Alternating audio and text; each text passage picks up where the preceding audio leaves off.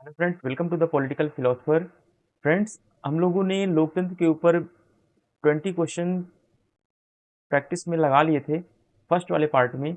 Then आज हम 21 question से लेकर के लगभग 40 क्वेश्चन या फिर 57 क्वेश्चन तक हम यहाँ पे प्रैक्टिस करेंगे। ठीक है, तो अगर आप लोग आगे क्वेश्चन को और बढ़ाना चाहते हैं लोकतंत्र के लिए तो आप प्लीज़ कमेंट करेंगे, तो मैं लोकतंत्र के ऊपर 100 क्वेश्चन बना दूंगा, जिसमें से पॉसिबिलिटीज ये होगी कि इसके बाहर लोकतंत्र में जो भी क्वेश्चन पूछा जाएगा किसी भी एग्जाम में वो इसके बाहर नहीं जा पाएगा। ठीक है, तो आप लोग कोशिश करें कि मैक्सिमम क्वेश्चन की प्रैक्टिस लगाएं, चाहे आप अपनी बुक से लगाएं, चाहे आप किसी कोचिंग की टेस्ट सीरीज से लगाएं, चाहे आप मेरे चैनल से लगाएं। ठीक है, जहां से भी आपको सुटेबल पड़े, जहां से भी आपको अच्छा समझ में आए, वहां से आप प्रैक्टिस सेट जरूर लगाएं, क्योंकि बिना प्रैक्टिस किए आपका पेपर निकलने वाला नहीं है। आप कितना भी पढ़ें, बिना प्रैक्टिस के आपका एग्जाम नहीं निकलेगा, ये बात आप जरूर ध्यान रखें।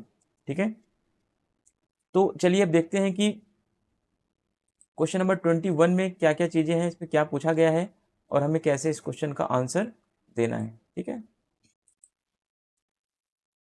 इसमें पूछा गया है लोकतंत्र निर्धनतम, अनभिज्ञतम और अयोग्यतम लोगों की सरकार है। ठीक है, यह किसने आलोचना की है, इन चारों में से किसने लोकतंत्र की ऐसी आलोचना की है। ठीक है, हालांकि प्लेटो भी लोकतंत्र का आलोचक है, लेकी भी है, ठीक है, लुडोस्की भी है, ठीक है, बहुत सारे ऐसे थिंकर्स हैं, कार्लाइल भी लोकतंत्र की आलोचना करता है। ठीक है, लेकिन इसमें से यह स्टेटमेंट किसने बोला है, इसको हमें बेस्ट वे में जानना है। ठीक है, the critic of democracy which is the government of the poorest, the most ignorant and the most incompetent people is. ठीक है, तो ये बोला है लैकी ने। ठीक है, लैकी, लैकी एक विद्वान विद्वान है। ठीक है, इनकी बुक का नाम है democracy and liberty. Democracy and liberty, ठीक है, इनकी बुक है डेमोक्रेसी एंड लिबर्टी। और लेकी की खास बात क्या है, इन्होंने ब्रिटेन के जो कुलीन लोग हैं, ठीक है, ब्रिटेन के अमीर पुरुष जो हैं, अमीर पुरुष कह लें या कुलीन पुरुष कह लें, उनके विशेषाधिकारों का समर्थन किया है, विशेषाधिकारों का समर्थन किया है।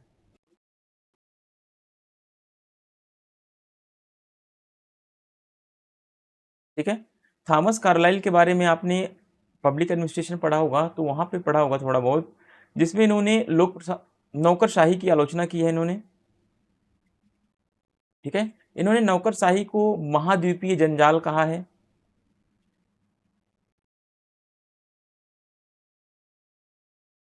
ठीक है, महाद्वीपीय जंजाल कहा है। प्लेटो के बारे में आपने पढ़ा होगा, प्लेटो भी लोकतंत्र के आलोचक हैं। प्लेटो की बुक्स बताएं आप। ठीक है, द लॉज किसकी बुक है, स्टेटमैन, स्टेट्समैन। ठीक है, द रिपब्लिक, मीनू, ऐसे करके बहुत सारी प्लेटो की बुक्स हैं। हालांकि अब हम लोग क्वेश्चन सीरीज के साथ साथ कुछ पॉलिटिकल थिंकर्स में भी वीडियो डालेंगे अभी।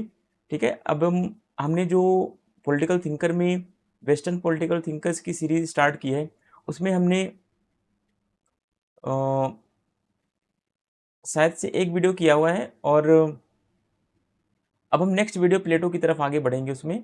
ठीक है, तो हमने जो भी वीडियो किया है वो हमें एग्जैक्टली याद नहीं है, शायद से देखना पड़ेगा वीडियो को। ठीक है, तो आप लोग अब नेक्स्ट वीडियो के लिए भी तैयार रहें, उसमें थिंकर्स में भी वीडियो अपलोड होंगी। ठीक है, चलिए अब देखिए, ये क्वेश्चन आपको याद होगा, आपने आईआर बहुत बार पढ़ा होगा, कोल्ड वॉर पढ़ा होगा, जिसमें इतिहास के अंत की बात की गई है। ठीक है, the end of the history and the last man. ठीक है, ये फ्रांसिस फुकुयामा की बुक है, the end of the history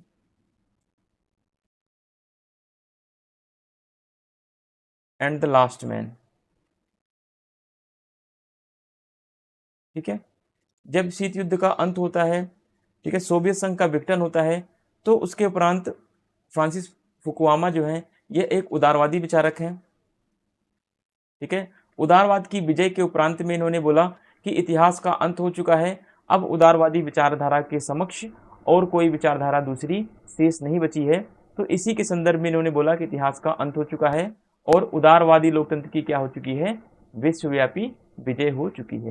हालांकि ये सारी चीजें हम आगे भी पढ़ेंगे, बहुत डिटेल में पढ़ेंगे, फ्रांसिस फुकुआमा को पढ़ेंगे, ठीक है।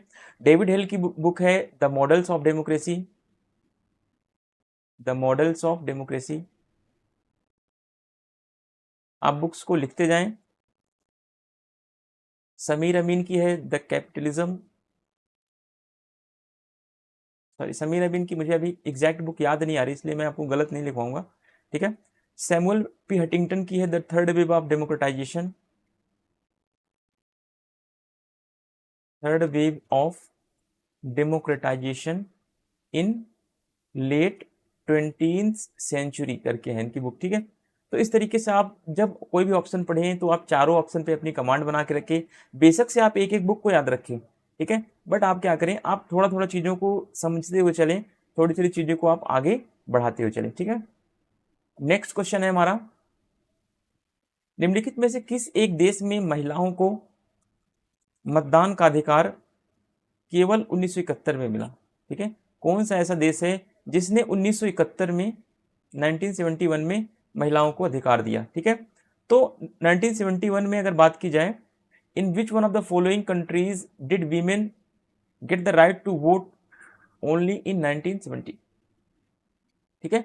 तो स्विट्जरलैंड ने, इसका करेक्ट आंसर होगा 1971 में स्विट्जरलैंड ने दिया, और अमेरिका ने कब दिया, सॉरी ऑस्ट्रेलिया, अमेरिका की अगर लिखेंगे तो अमेरिका अगर आप नोट करना चाहें तो अमेरिका ने 1919 में वोटिंग का राइट दिया, और ब्रिटेन ने 1928 में, ब्रिटेन ने 1928 में वोटिंग का राइट दिया, ठीक है। तो इस तरीके से आप तीनों चीज़ों को नोट कर लें, और नोट करते हुए अपना एक शॉर्ट नोट जरूर बनाएं, और एग्जाम के लास्ट में आपको बहुत ज़्यादा हेल्प इससे मिल सकती है, ठीक है। चलिए 24 नंबर क्वेश्चन की तरफ देखते हैं। 24 नंबर क्वेश्चन में पूछा गया है, निम्नलिखित में से कौन एक मार्क्सवादियों द्वारा उदारवादी लोकतंत्र को नकारने का कारण नहीं है। इसमें यह पूछा गया है कि कौन सा उदारवादी लोकतंत्र को नकारने का कारण एक नहीं है, किसके द्वारा, मार्क्सवादियों के द्वारा, ठीक है। मार्क्सवादियों ने उदारवादी लोकतंत्र को किस कारण से नहीं नकारा है, इनमें से 4 ऐसे कारण हैं, ठीक है। 3 तो है कारण जिसमें से नकारा है, एक ऐसा कौन सा कारण है जिसमें उदारवाद को, मार्क्सवादियों ने उदारवादी लोकतंत्र को नहीं नकारा है, ठीक है। Which one of the following is not reason for Marxist rejection of liberal democracy, ठीक है। तो मार्क्सिस्ट के लिए लिबरल डेमोक्रेसी को रिजेक्शन का कौन सा कारण नहीं है, तो कहने का मतलब है कि पहला ऑप्शन देखते हैं, पूंजीवाद का खंडशः सुधार संभव नहीं है, ठीक है। तो ये कारण क्या है, इस कारण से भी इसमें नकारा है। तो मार्क्सवादी आलोचना करते हैं, पहली बात तो आपको ये समझना है, ठीक है। तो इसीलिए आलोचना में कहते हैं कि पूंजीवाद में सुधार संभव नहीं है। क्यों संभव नहीं है, क्योंकि पूंजीवाद में हमेशा क्या होता है, शोषण होता है। सुधार कहाँ पे संभव होगा, समाजवाद में, साम्यवाद में, मार्क्सवाद में, ठीक है। मार्क्सवादी इस तरीके की बात करते हैं कि जो सुधार होगा वो कहाँ पे संभव होगा, सुधार जो है वो समाजवाद, साम्यवाद और मार्क्सवाद में होगा, जबकि पूंजीवाद में कभी भी सुधार संभव नहीं है। तो इसकी आलोचना करते हैं, इस कारण से भी लोकतंत्र को ये नकारते हैं। क्यों, क्योंकि ये कहते हैं कि जो पूंजीवाद है इसमें हमेशा शोषण होता है, ठीक है। उदारवादी लोकतंत्र में जन भागीदारी सीमित है, ठीक है। तो इसलिए भी मार्क्सवादी आलोचना करते हैं। मार्क्सवादी कहते हैं कि उदारवादी लोकतंत्र जहां पे भी है उसमें जनता की भागीदारी को क्या कर दिया गया है, सीमित कर दिया गया है। तो मार्क्सवादियों के द्वारा उदारवादी लोकतंत्र की इसलिए भी आलोचना की जाती है, ठीक है। दोनों बात क्या है, आलोचना के पक्ष में, ठीक है। उदारवादी लोकतंत्र में अनिवार्यतः, उदारवादी लोकतंत्र में अनिर्वाचित और गैर जवाबदेह सत्ता के केंद्र हैं, ठीक है। तो ये क्या होगा, ये सही हो जाएगा, क्योंकि उदारवादी लोकतंत्र में मार्क्सवादियों का मानना है, मार्क्सवादियों ने इस तरीके से इसकी आलोचना नहीं की है कि उदारवादियों में अनिर्वाचित और गैर जवाबदेही सरकार होती है, इसकी आलोचना इन्होंने नहीं की है। जबकि उदारवादी लोकतंत्र में शासन क्या है, सीमित होता है। इसकी आलोचना मार्क्सवादियों ने की है। तो इसमें से ऑप्शन आपका सी सही हो जाएगा, ठीक है, और बाकी ऑप्शन क्या हो जाएंगे, गलत हो जाएंगे। अब देखिए, निम्नलिखित में से किस एक ने लोकतंत्र को राजनीतिक निर्णय लेने वाली उस संस्थागत व्यवस्था के रूप में जिसमें व्यक्ति लोगों के मतों के लिए प्रतियोगी संघर्ष के साधन द्वारा निर्णय लेने की शक्ति प्राप्त करते हैं, परिभाषित किया है? तो ऐसा किसने कहा है? तो ऐसा जोसेफ सुम्पीटर ने कहा है। कैपिटलिज्म, सोशलिज्म एंड डेमोक्रेसी, इनकी बुक है। कैपिटलिज्म, सोशलिज्म एंड डेमोक्रेसी, ठीक है, 1942 में ये बुक लिखी गई थी, ठीक है। सी राइट मिल की है द पावर एलिट, रॉबर्ट डहेल की है द पोलियार्की। रॉबर्ट डहेल की आप 3 बुक्स बताएं, 3 books, 3 famous books of Robert Dahl, ठीक है। रॉबर्ट डहेल की 3 बुक्स कौन कौन सी हैं, ये आप कमेंट करके जरूर बताएं। चलिए, निम्नलिखित में से किसने भारत में पार्टी रहित लोकतंत्र का समर्थन किया? पार्टी रहित लोकतंत्र, या पार्टीलेस सिस्टम, पार्टीलेस डेमोक्रेसी इन इंडिया, या कह ले दल विहीन लोकतंत्र। पार्टी को ही दल कहते हैं ना हिंदी में, दल विहीन लोकतंत्र। दल विहीन लोकतंत्र की वकालत किसने की है? तो आप आंख बंद करके जयप्रकाश नारायण को टिक कर देंगे इसमें से, ठीक है। तो इसमें आपको कोई ज्यादा देखना नहीं है, तो इसमें जयप्रकाश नारायण इसका करेक्ट आंसर होगा। जयप्रकाश नारायण ने संपूर्ण क्रांति का नारा दिया था,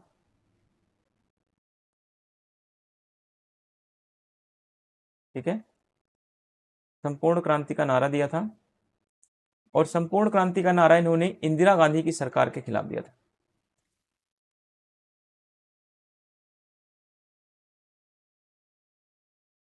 ठीक है। आचार्य विनोबा भावे का संबंध भूदान आंदोलन से है।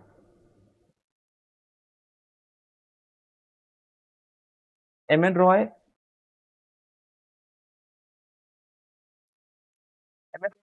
मार्क्सवादी विचारक हैं,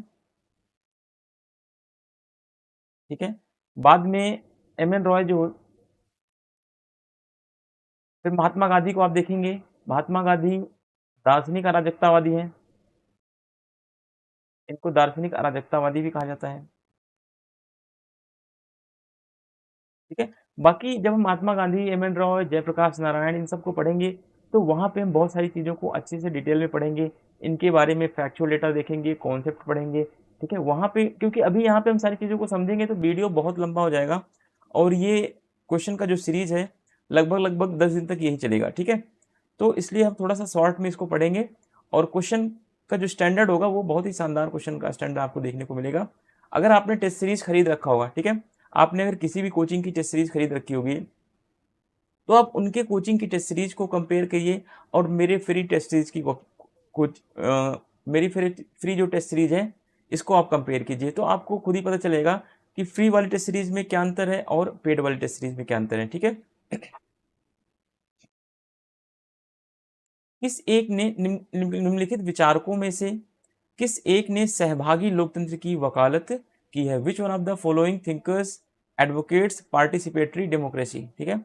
सहभागी लोकतंत्र, आप बहुत बार आपने लोकतंत्र को पढ़ा होगा, जब आपने लोकतंत्र पढ़ा था उसमें सहभागी लोकतंत्र की बात की गई थी, तो सहभागी लोकतंत्र की वकालत जो है माइकल ऑक्सफोर्ड करते हैं, ठीक है। सॉरी, माइकल ऑक्सफोर्ड नहीं, गिटानो मोस्का भी नहीं होंगे, एफ ए हायक नहीं होंगे, क्योंकि सी वी मैकफर्सन होंगे इसके, ठीक है, सी वी मैकफर्सन,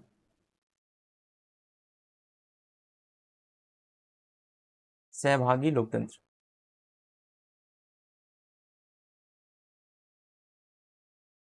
ठीक है। माइकल ऑक्सफोर्ड रूढ़िवादी विचारक हैं। गितानो मोस्का, इनकी बुक का नाम है द रूलिंग क्लास, ठीक है, ये अभिजनवादी, अभिजन सिद्धांतकार हैं, अभिजनवादी विचारक हैं। सी मैकफर्सन उदार समतावादी विचारक हैं, ठीक है। F.A. हायक नव उदारवादी विचारक हैं। आप इनको नव उदारवादी बोल लें या स्वेच्छा तंत्रवादी बोल लें, दोनों बात क्या है, एक ही है। लॉ लेजिस्लेशन एंड लिबर्टी,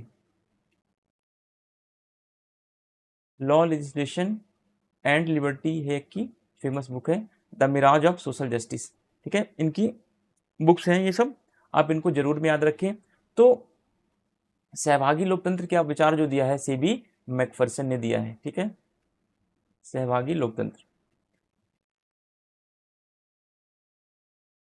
अब सहभागी लोकतंत्र में होता क्या है, सरकार एक तरफ है हमारी गवर्नमेंट, दूसरी तरफ होती है जनता। ठीक है, जनता और सरकार के बीच में क्या होता है, बिल्कुल सहभागिता होती है। कोई भी कानून बनता है तो सरकार जो होती है वो जनता से राय मांगती है, और जनता जो होती है सरकार के इस राय में पार्टिसिपेट करती है।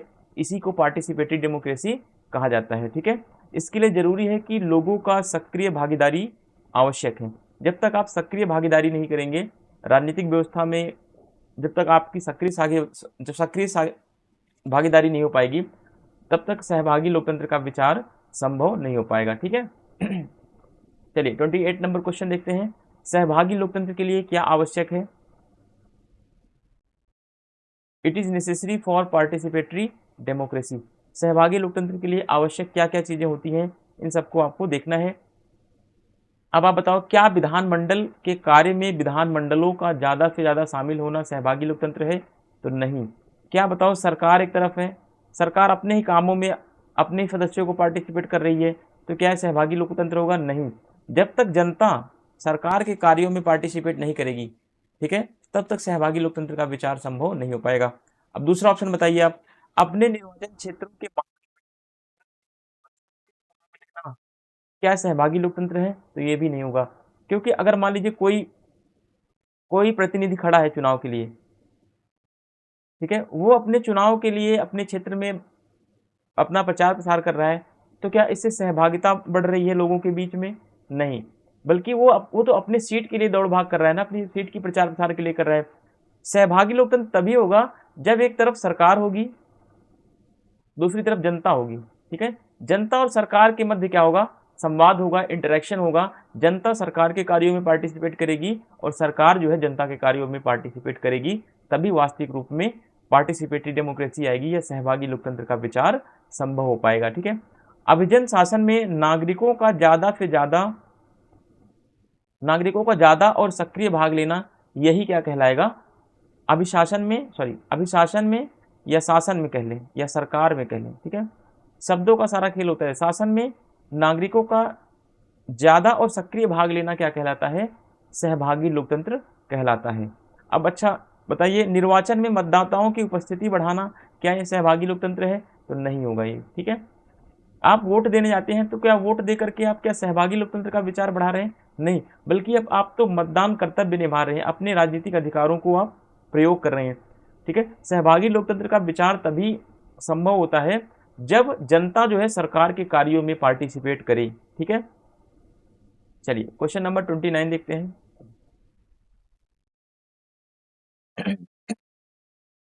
निम्नलिखित में से कौन एक राजनीतिक उत्तरदायित्व को सुनिश्चित करने की युक्ति नहीं है?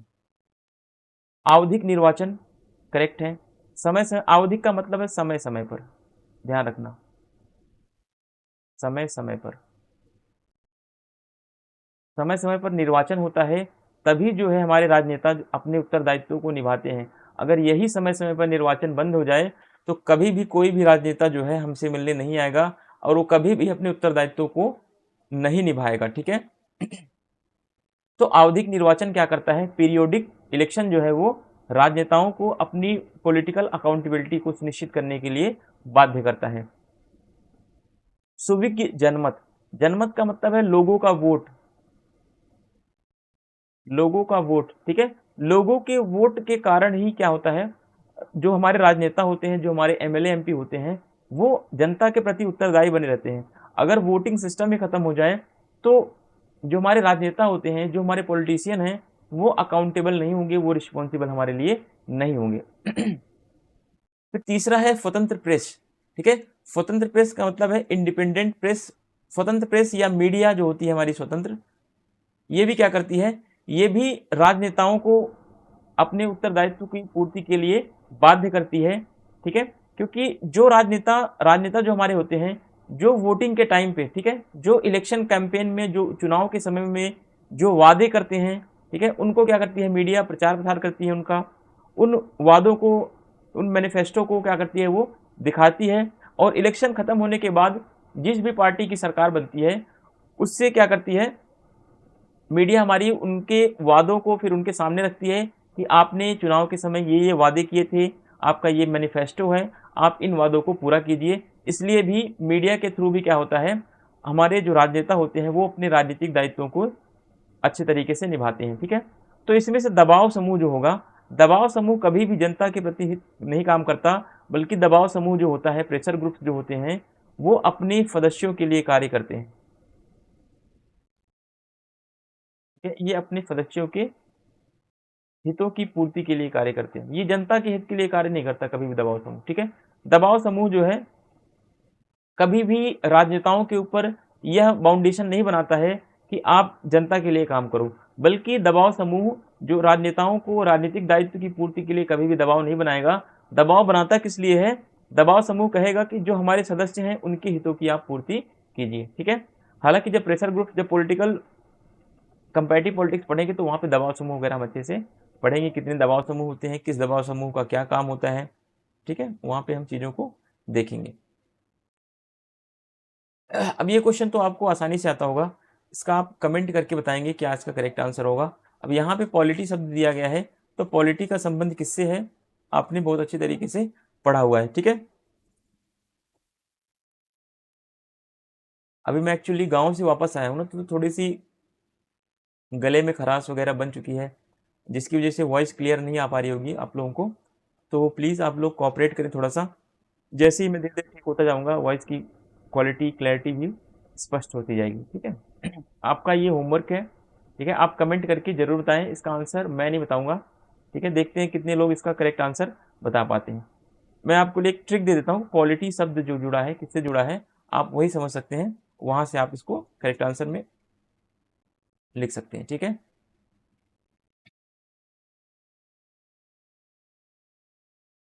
चलिए अब यहाँ पे देखते हैं, यहाँ पे क्वेश्चन जो पूछा गया है, लोकतंत्र को शक्ति के व्यापक वितरण के तरीके के रूप में समझाना और एतद द्वारा कुछ हाथों में इसका संकेंद्रण हो जाने से रोकना क्या कहलाता है।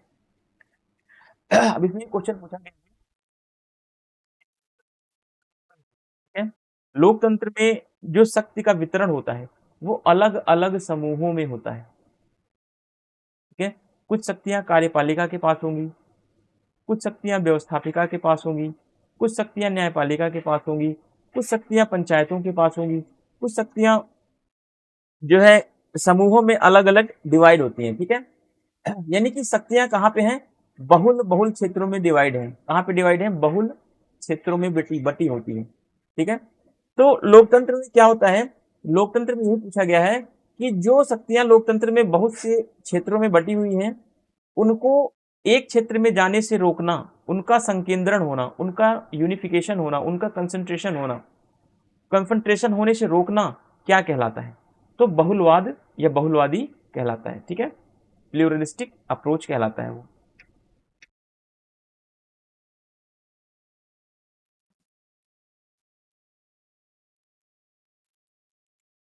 क्वेश्चन नंबर 32 देखते हैं।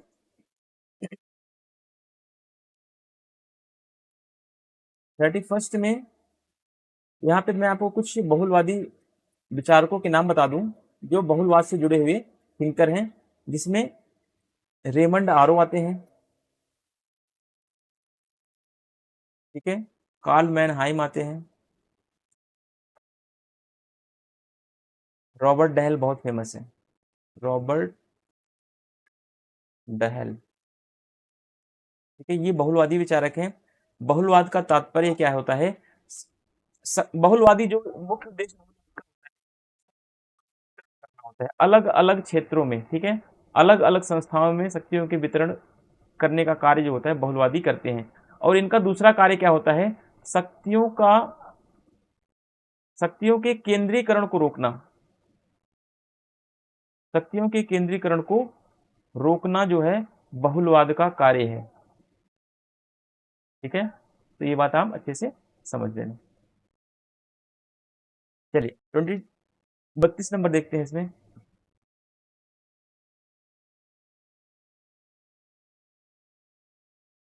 विशिष्ट वर्ग सिद्धांत के संगठनात्मक उपागम। संगठनात्मक उपागम, आप ये ध्यान रखें, क्या पूछा गया इसमें? संगठनात्मक उपागम का निम्नलिखित में से कौन प्रतिनिधित्व करता है? संगठनात्मक उपागम का एक और नाम है अल्पतंत्र का लौह नियम।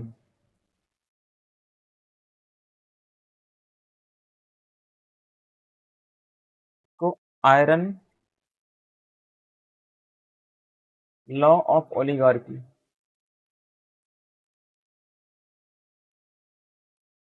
Iron law of oligarchy. Which one of the following represents the organizational approach of elite class theory? elite class theory में संगठनात्मक उपागम का करता है।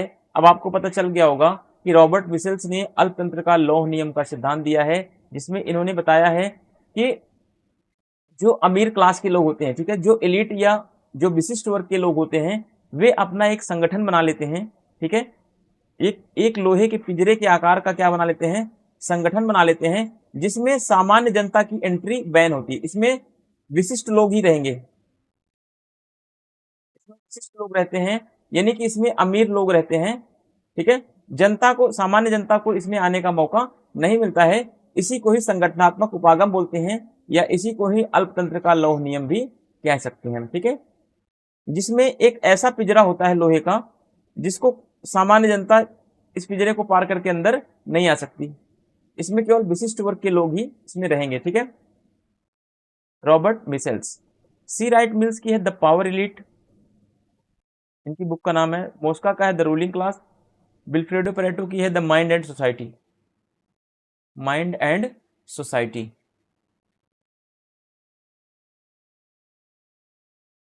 ठीक है, चलिए, ये सभी विशिष्ट वर्गवादी विचारक हैं।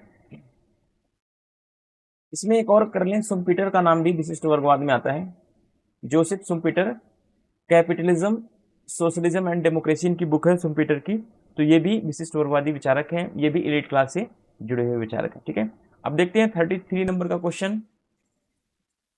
उदार प्रजातंत्र की निम्नलिखित में से कौन सी विशेषता नहीं है? यहाँ पे पूछा गया है नहीं है। ठीक है, विच one of the following is not characteristic of liberal democracy? कौन सा एक उदार लोकतंत्र का या लिबरल डेमोक्रेसी की विशेषता नहीं है, कैरेक्टरिस्टिक नहीं है? तो इसमें हम देखते हैं नागरिक आश्वासन, उदारवाद की यह विशेषता होती है, उदार प्रजातंत्र की यह विशेषता होती है कि नागरिकों को स्वतंत्रता मिलेगी, नागरिकों के अधिकारों की बात की जाएगी। सरकार के उन्मुक्त अधिकार, तो क्या यह ऑप्शन सही है या ऑप्शन गलत है? तो सरकार का उन्मुक्त अधिकार देने की बात कभी भी उदारवाद नहीं करता। उन्मुक्त अधिकार देने की बात मतलब सरकार को अनियंत्रित अधिकार। क्या उदारवाद सरकार को अनियंत्रित अधिकार देने की बात करता है? तो कभी भी यह अधिकार देने की बात नहीं करता है। ठीक है, संगठित समूहों तथा हितों का सरकार से स्वतंत्र रूप, बिल्कुल सही है। सरकार, उदारवाद में संगठित समूह अलग अलग होते हैं, अलग अलग हित समूह होते हैं, जो सरकार से क्या होते हैं? स्वतंत्र होते हैं। यही उदारवाद की विशेषता है। यानी कि उदारवाद जहां पे है, आप अपना संगठन बना सकते हैं, आप किसी भी संगठन के सदस्य बन सकते हैं, किसी भी दबाव समूह के संगठन सदस्य बन सकते हैं। उदारवाद किसी भी प्रकार का कोई रोक टोक आपके ऊपर नहीं लगाता है, ये बात आप ध्यान रखना। उदारवाद की और क्या विशेषता है? उदारवादी प्रजातंत्र के नियमित चुनाव होंगे, जिसमें एक व्यक्ति एक मत दे सकता है। ठीक है, एक व्यक्ति एक वोट का ही अधिकार होगा। एक मत एक मान के लिए सिद्धांत का अनुसरण किया जाता है। तो बिल्कुल सारे ऑप्शन सही हैं। ठीक है, तो यही क्या होगा? गलत हो जाएगा। तो करेक्ट आंसर क्या होगा आपका? बी। उदारवादी प्रजातंत्र या उदारवादी लोकतंत्र कभी भी जो है सरकार को उन्मुक्त अधिकार देने की बात नहीं करता, अनफिटर्ड राइट्स देने की बात कभी भी नहीं करता है। तो ये बात ध्यान रखना, उदारवाद की विशेषता है। उदारवाद तो यही कहता है कि राज्य का हस्तक्षेप कम होना चाहिए, राज्य का हस्तक्षेप कम होना चाहिए। सरकार को सीमित होना चाहिए, सरकार कैसी हो, सीमित हो, ठीक है, ये तो उदारवाद की विशेषता है। तो उदारवादी कभी भी सरकार के असीमित अधिकारों की बात नहीं करते हैं, ठीक है। 34 नंबर क्वेश्चन देखते हैं, विमर्शी लोकतंत्र के समर्थक किस पर बल देंगे। 34 नंबर क्वेश्चन का क्या आंसर होगा, विमर्शी लोकतंत्र या supporters of deliberative democracy emphasises on the, क्या संसदीय संप्रभुता पर बल देंगे, तो नहीं। कार्यकारी प्रभुत्व पर बल देंगे, नहीं। न्यायिक स्वायत्तता पर बल देंगे, नहीं। विमर्शी लोकतंत्र का मतलब है जन सहभागिता, पब्लिक की पार्टिसिपेशन जरूरी है। जब तक पब्लिक पार्टिसिपेशन नहीं होगा तब तक विमर्शी लोकतंत्र नहीं आएगा। विमर्शी लोकतंत्र का मतलब है जनता के मध्य विचार विमर्श, विचार विमर्श होना चाहिए, ठीक है। अब आप बताएं विमर्शी लोकतंत्र का सिद्धांत किसने दिया, विमर्शी लोकतंत्र का सिद्धांत किसने दिया, कमेंट करके आप जरूर बताएं, ठीक है। 35 नंबर क्वेश्चन, लोकतंत्रीय सहभागिता की निम्नलिखित संकल्पनाओं में से कौन सी बहुदलीय गठन पर जोर देती है, which of the following concepts of democratic participation emphasises on multi party formation. तो इसमें आपको क्या क्या चीजें ध्यान रखनी होती है, इसमें आपको देखना है कि लोकतंत्रीय जो सहभागिता है किन किन संकल्पनाओं में बहुदलीय गठन पर जोर देगी, क्या उदारवादी में, क्या लोकतंत्रवादी में, ये सहवर्तनी में, या सर्वाधिकारवादी में, ठीक है। लोकतंत्रीय सहभागिता की निम्न संकल्पनाओं में से कौन सी बहुदलीय गठन पर जोर देती है, ठीक है, कौन सी बहुदलीय गठन पर जोर देगी, तो इसमें सहवर्तनी लोकतंत्र जहां पे होगा, ठीक है, सहवर्तनीय लोकतंत्र जहां पे होगा वहां पे क्या होगा, बहुदलीय गठन पर जोर दिया जाएगा, ठीक है। यहाँ पे मल्टी पार्टी सिस्टम होगा, मल्टी पार्टी सिस्टम। लोकवादी शासन व्यवस्था कहाँ पे है, चीन में है ये, या जनवादी कह लें। उदारवादी भारत में है, ठीक है। सर्वाधिकारवादी कहाँ पे है, अब नॉर्थ कोरिया को रखें,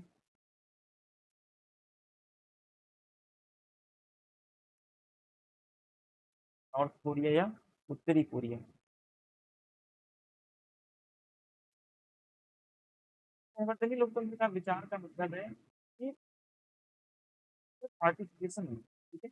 जब तक पार्टिसिपेशन नहीं होगा तब तक इसमें अलग अलग दलों का गठन नहीं हो पाएगा। पार्टिसिपेशन होगा तो लोग अलग अलग दलों के सदस्य बनेंगे, अलग अलग दबाव समूह बनेंगे, अलग अलग पार्टियां बनेंगी, जहाँ सहवर्तनी लोकतंत्र होगा वहाँ पे मल्टी पार्टी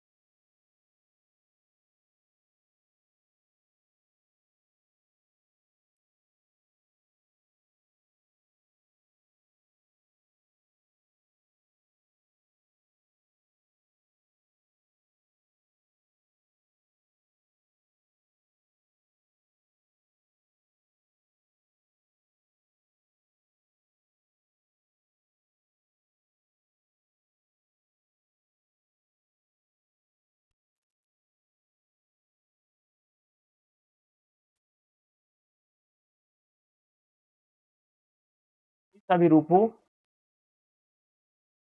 सत्ता हमेशा, चाहे लोकतंत्र हो शासन का रूप, चाहे राजतंत्र हो, चाहे कोई सा भी रूप हो, ठीक है, उसमें हमेशा सत्ता किसके पास होगी, अल्पतंत्र के पास होगी, अल्पतंत्र के पास होगी, यानी जिसका समूह छोटा होगा,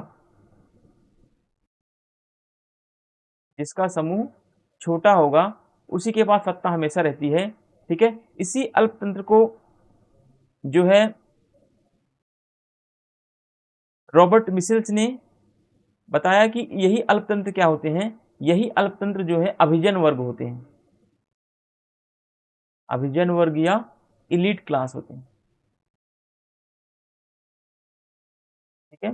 तो रॉबर्ट मिशेल्स ने कहा कि शासन का स्वरूप चाहे कैसा भी हो, चाहे लोकतंत्र हो, चाहे राजतंत्र हो, चाहे प्रत्यक्ष लोकतंत्र हो, कैसा भी हो, ठीक है, हमेशा सत्ता किसके पास होगी, अल्पतंत्र के पास होगी, इलीट क्लास के पास होगी, ठीक है।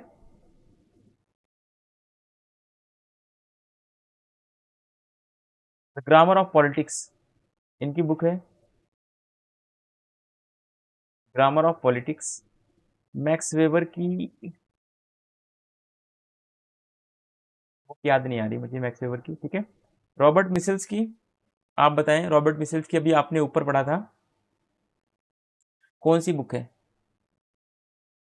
The iron law of oligarchy,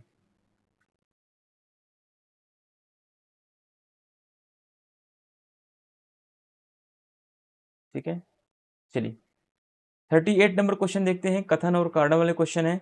इसमें आपको सबसे पहले ये पहचानना होता है कि कथन क्या सही है या कारण सही है। पहले दोनों को आपको पहचानना है कि कथन कारण सही है या नहीं सही है, ठीक है। तो इसमें देखते हैं, पहले स्टेटमेंट को देखते हैं। स्टेटमेंट क्या है? जनतंत्र में अधिसंख्यक जनता जो होती है, जनतंत्र में अधिसंख्यक को आप या बहुसंख्यक बना लें, ठीक है, शब्दों का सारा हेर फेर होता है। बहुसंख्यक जनता कुछ अधिकारों को, विशेषकर जो अलोकप्रिय अल्पसंख्यकों से संबंधित होते हैं, उनको सम्मान न देने का सहज निर्णय ले लेती है। आप देखोगे जहां पे लोकतंत्र होगा और जहां पे बहुसंख्यक लोग होंगे, ठीक है, वहां पे क्या होता है, वहां पे अल्पसंख्यकों के अधिकारों को रोकने के लिए, ठीक है, या अल्पसंख्यकों के अधिकारों को सम्मान न देने के लिए बहुसंख्यक हमेशा क्या होते हैं, आसानी से तैयार हो जाते हैं। आप अगर भारत की बात करें तो भारत में हिंदू लोग क्या करते हैं, हिंदू जो हैं वो मुस्लिम लोगों के अधिकारों को रोकने के लिए आसानी से तैयार हो जाते हैं, या फिर जो भी भारत में अल्पसंख्यक हैं उनके अधिकारों को रोकने के लिए, उनके अधिकारों को सम्मान न देने के लिए हमेशा आसानी से सहज निर्णय लेते हैं कि हाँ इनको अधिकार मत दीजिए, ठीक है।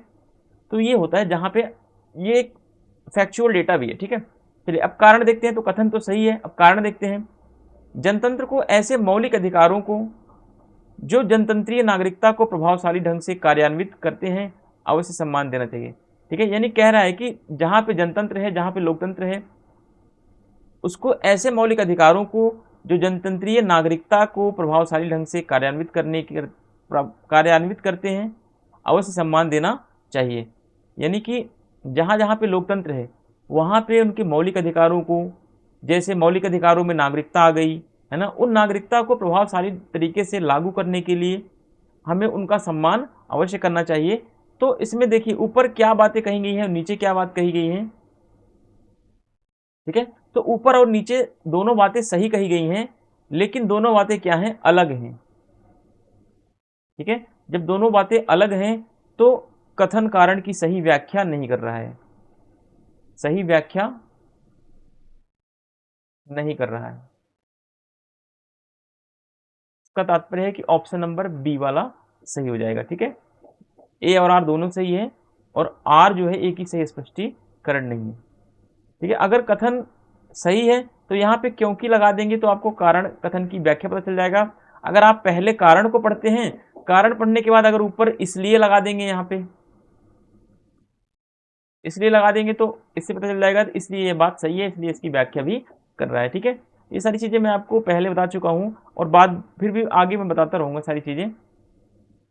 चलिए 39 क्वेश्चन नंबर देखते हैं। निर्वाचन की थकान का अर्थ क्या होता है? इलेक्टोरल फटीग किसे बोलते हैं? इलेक्टोरल फटीग का मतलब क्या व्यापक प्रचार कार्य करने के कारण अभ्यर्थियों की शारीरिक स्थिति थक जाती है? नहीं, ये गलत है। निर्वाचन यंत्र धीमी गति की प्रवृत्ति, ये भी गलत है। निर्वाचन में हुए भारी व्यय के कारण राज्य के कोष पर बोझ हो जाता है, ये भी गलत। बार बार होने वाले निर्वाचन के कारण जनता की उदासीनता आ जाती है, इसी को क्या बोलते हैं? इसी को बोलते हैं निर्वाचन की थकान या निर्वाचन फटीग, ठीक है। Public apathy due to the frequently election, ठीक है। जब बार बार इलेक्शन होते रहते हैं तो जनता बोर हो जाती है, अरे यार थक गए हैं वोट दे दे करके, छोड़ो यार कौन जाएगा ना। इसी को कहते हैं निर्वाचन की थकान। तो आप इन सब चीज़ों को याद रखें, इलेक्शन फटीक का क्या मतलब होता है, क्योंकि पेपर इस बार ऑफलाइन होने वाला है, तो जाहिर सी बात है कि पेपर थोड़ा सा आसान आएगा ऑनलाइन की अपेक्षा। ठीक है, पेपर आसान आएगा, और पेपर में ज़्यादातर क्वेश्चन मैचिंग के आपको देखने को मिलेंगे, बुक्स के मिलेंगे, कम से कम 15 से 20 क्वेश्चन ऐसे आते हैं जो मैचिंग के लिए होते हैं, और मैचिंग के अलावा कुछ बुक्स होती हैं, ठीक है, उनके ऊपर आपको क्वेश्चन देखने को मिलेंगे। तो आप इस तरीके से अपना प्रिपरेशन जारी रखें, जिससे कि आपको कोई दिक्कत बाद में ना होने पाए। ठीक है, चलिए एक क्वेश्चन और करेंगे, उसके बाद हम फिर अभी हमारे पास क्वेश्चन बहुत सारा है। ठीक है, 40 क्वेश्चन करके हम यहाँ पे खत्म करेंगे। उदारवादी जनतंत्र प्रतिस्पर्धा और निर्वाचन विकल्प पर आधारित है जो प्राप्त होते हैं। ठीक है, यानी कह रहा है कि liberal democracy is based on competition and electoral choice which are obtained. ठीक है, तो उदारवादी जनतंत्र प्रतिस्पर्धा और निर्वाचन विकल्प पर आधारित हैं, जो किसके द्वारा प्राप्त होते हैं, तो राजनीतिक बहुलवाद के द्वारा प्राप्त होते हैं। ये ऑप्शन सही हो जाएगा। व्यापक परिसर की विरोधी धारणाओं के निराकरण के द्वारा नहीं होगा। प्रतिद्वंदी राजनीतिक आंदोलन पर प्रतिबंध लगा दिया जाएगा।